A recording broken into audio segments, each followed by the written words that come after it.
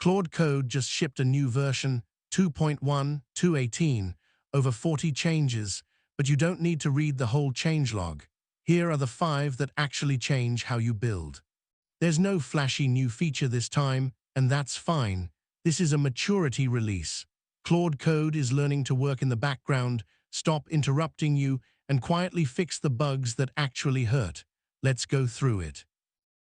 Number 1. Code review now runs as a background task. So when you start a review, it no longer floods your conversation. The work happens off to the side, and your stacked commands still point at it. Skills that fork run in the background by default now too.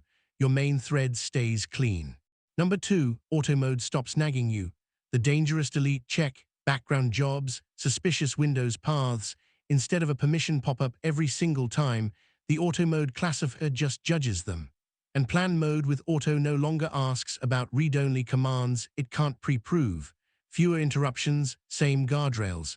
This is the one I care about most. Number 3. Deep research now only starts when you ask for it. Claude won't launch it on its own anymore. Small change, right call. The slow, expensive work should be your decision, not a surprise. Number 4. The bug fixes that actually matter. The left arrow key used to throw away your entire conversation with no undo. Now it asks first. Windows paths with a unicorn in the name stop turning into Chinese characters. Phantom turns, crashes on resume, a remote session that retried forever, all gone. This is the unglamorous work that makes a tool trustworthy. And number 5, the small stuff. Screen reader announcements when you delete text. Hooks now refuse to run from a folder you haven't trusted, the kind of detail you only notice when it's missing. So is this release exciting? Not really. And honestly, that's a compliment. It's a maintenance release, and the left arrow fix alone probably saved someone's afternoon.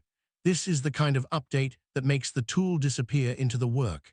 I build with Claude Code every day, and if you want the next release broken down like this, subscribe.